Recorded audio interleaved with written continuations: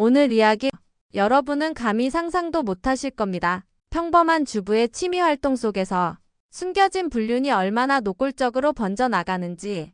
주인공은 김혜진. 결혼 12년 차 아이 둘을 둔 엄마. 무뚝뚝한 남편은 늘 늦게 들어오고 따뜻한 말 한마디조차 건네지 않았습니다. 그녀의 유일한 해방구는 주말마다 나가는 자전거 동호회. 그리고 그곳에서 위험한 인연이 시작됩니다. 무거운 자전거를 들어주던 그의 손. 언덕길에서 그녀의 등에 닿은 그의 손바닥. 그 작은 접촉마다 혜진의 몸은 점점 뜨겁게 달아올랐습니다. 힘들면 멈춰요. 나는 언제나 옆에 있으니까. 평생 들어보지 못한 따뜻한 말. 그날부터 혜진은 남편이 아닌 그 남자를 꿈꾸기 시작했습니다. 밤마다 휴대폰 속에는 짧은 메시지가 오갔습니다. 오늘 정말 예뻤어요. 당신 생각에 잠을 못 자겠네요. 짧고 단순했지만 그 말은 남편의 무심함 대신 혜진의 욕망을 키웠습니다. 그리고 결국 돌아올 수 없는 선을 넘는 순간이 찾아왔습니다. 토요일 라이딩이 끝난 뒤 사람들이 다 흩어진 시간. 그는 속삭였습니다. 근처에 조용한 쉼터가 있어요. 잠깐만 같이 가요. 강변의 한적한 벤치. 햇살은 부드럽고 바람은 뜨거웠습니다. 그가 혜진의 손목을 세게 움켜쥐며 입술을 덮쳤습니다. 거칠고 뜨거운 키스. 그의 혀가 깊게 파고들며 숨결이 엉켜버렸습니다. 젖은 입술 사이로 새어나오는 신음. 헬멧이 바닥에 굴러떨어지고 자전거 장갑이 벗겨진 손이 혜진의 허벅지를 강하게 움켜쥐었습니다. 그녀는 떨며 말했습니다. 안 돼요. 이렇게 하면 안 돼요. 하지만 몸은 이미 그를 받아들이고 있었습니다. 등은 벤치에 밀착되고 목덜미에 뜨거운 입맞춤이 쏟아졌습니다. 자전거 유니폼 위로 거친 손길이 미끄러지며 몸 구석구석을 탐했습니다. 운동으로 달궈진 땀냄새, 서늘한 강바람, 그리고 두 사람의 뒤엉킨 몸. 모든 것이 그녀를 미치게 만들었습니다. 그날 이후 혜진은 두 얼굴의 여자가 되었습니다. 집에서는 평범한 아내이자 엄마. 하지만 동호회에서는 숨결을 나누는 금지된 연인. 라이딩하며 웃는 순간조차 그녀의 머릿속은 강변 쉼터에서 느꼈던 뜨거운 쾌락으로 가득했습니다. 죄책감과 쾌락. 그 두 가지가 혜진을 더 깊은 불륜의 늪으로 끌고 갔습니다. 그리고 그녀는 알지 못했습니다. 이 위험한 관계가 언제 어떻게 폭로될지.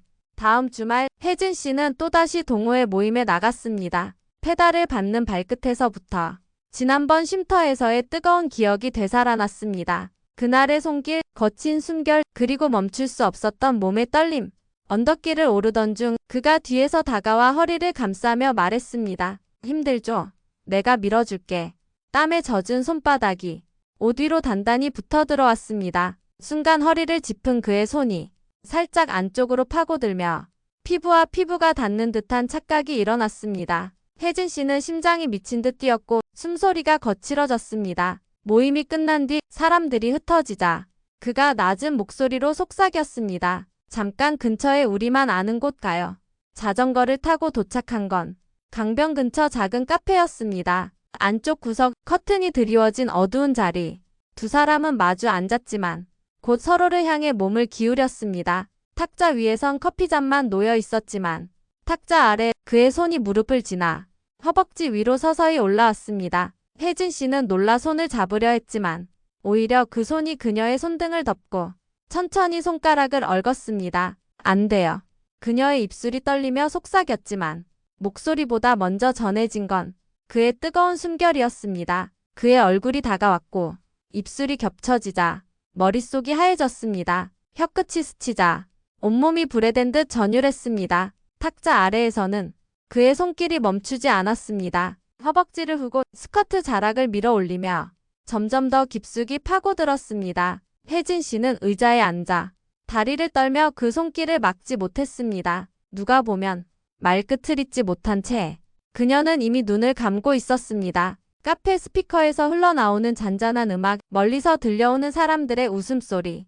하지만 그 모든 건 배경일 뿐. 탁자 밑에서 벌어지는 현실은 위험하고도 달콤했습니다. 집으로 돌아왔을 때 남편은 언제나처럼 소파에 누워 리모컨을 만지작거리며 TV를 보고 있었습니다. 그 모습 앞에서 혜진 씨는 차마 눈을 마주칠 수 없었습니다. 귓가에는 아직도 그의 낮고 거친 속삭임이 맴돌았습니다. 다리에 남아있는 그 손의 흔적이 끈적하게 떠올라 몸이 저절로 달아올랐습니다. 그녀는 알았습니다. 이미 되돌릴 수 없는 선을 넘었고 이 관계는 멈출 수 없다는 것을. 그날 이후 혜진 씨와 그는 더 이상 예전처럼 돌아갈 수 없었습니다. 자전거 동호회는 이제 단순한 취미가 아니라 서로를 만날 수 있는 은밀한 구실이 되었습니다. 주말마다 모임이 끝나면 두 사람은 자연스럽게 무리에서 빠져나와 사람들의 눈을 피했습니다. 어느 날은 강변의 어두운 산책로, 어느 날은 공원 주차장 뒤편, 그리고 또 어느 날은 모텔 간판 불빛이 깜빡이는 좁은 골목. 그의 손이 그녀의 손을 잡으면 혜진 씨는 더 이상 도망치지 않았습니다. 어느 토요일 비가 부슬부슬 내리던 날, 동호회 라이딩은 일찍 끝났고 사람들은 우산을 쓰고 흩어졌습니다. 그는 조용히 속삭였습니다. 혜진 씨, 오늘은 내가 꼭 더 보고 싶어요. 두 사람은 자전거를 끌고 사람들의 시선이 닿지 않는 창고 옆으로 들어갔습니다. 비냄새가 스며든 공기, 축축한 벽돌 냄새, 그리고 그 좁은 공간 안에 두 사람의 숨결만 가득했습니다. 그는 젖은 머리칼을 쓸어 올리며 거칠게 입술을 포개왔습니다. 비에 젖은 옷 사이로 손길이 거침없이 파고들었습니다. 젖은 티셔츠가 들려 올라가자 차가운 공기와 함께 그의 뜨거운 손이 피부 위에 얹혀졌습니다. 이러면 안 되는데. 하지만 그녀의 손은 이미 그의 어깨를 감싸 끌어안고 있었습니다. 그의 손길은 허리를 지나 젖은 레깅스 위를 강하게 쓸어내렸습니다. 축축한 원단 너머로 전해지는 감각에 혜진 씨는 다리를 떨며 신음을 삼켰습니다. 그는 더 깊이 밀착하며 귓가에 속삭였습니다. 내가 이렇게 원하게 될 줄 몰랐죠? 숨결이 귓불을 덮치자 혜진 씨는 머리를 뒤로 젖히며 벼락처럼 온몸이 흔들렸습니다. 밖에서는 빗방울이 쏟아지고 있었지만 그 좁은 창고 안은 이미 숨막히는 열기로 가득 차 있었습니다. 옷이 달라붙고 피부가 부딪히고 서로의 땀과 숨결이 뒤엉키며 모든 경계는 무너져 내렸습니다. 그 순간 혜진 씨는 알았습니다. 이 관계는 더 이상 단순한 외도가 아니라고. 그녀의 몸은 완전히 그에게 길들여지고 있었고 돌아갈 길은 이미 사라져 있었습니다. 그날 이후 두 사람의 미래는 점점 대담해졌습니다. 혜진 씨는 집안일을 핑계로 외출을 늘렸고 그는 마치 약속이나 한 듯 언제나 그 자리에 기다리고 있었습니다. 그러던 어느 날 라이딩이 끝난 뒤 두 사람은 근처 모텔로 향했습니다. 좁은 복도, 붉은 조명이 흐릿하게 비추는 방 안. 그는 문을 잠그자마자 거칠게 그녀를 침대 위로 눌러 앉혔습니다. 오늘은 절대 놓치고 싶지 않아요. 옷이 하나씩 벗겨질 때마다 숨결은 더 뜨거워졌고 손길은 더 노골적으로 깊어졌습니다. 그 순간 혜진 씨의 휴대폰이 진동했습니다. 발신자는 남편. 심장이 덜컥 내려앉았습니다. 하지만 그는 아랑곳하지 않고 귓가에 속삭였습니다. 받지 마요. 지금은 나만 봐요. 그의 입술이 다시 겹쳐오자 휴대폰은 이불 위에서 진동을 계속 울렸습니다. 여보, 지금 어디야? 남편의 목소리가 음성 메시지로 흘러나왔습니다. 그 짧은 한마디에 혜진 씨의 온몸이 얼어붙었습니다. 그러나 동시에 그의 손길은 허벅지를 파고들며 거칠게 속도를 높였습니다. 들킬지도 몰라, 제발 이제 그만. 그녀는 속삭였지만 입술은 이미 신음을 삼키고 있었습니다. 밖에서는 발소리가 들려왔습니다. 모텔 복도를 지나가는 누군가의 걸음.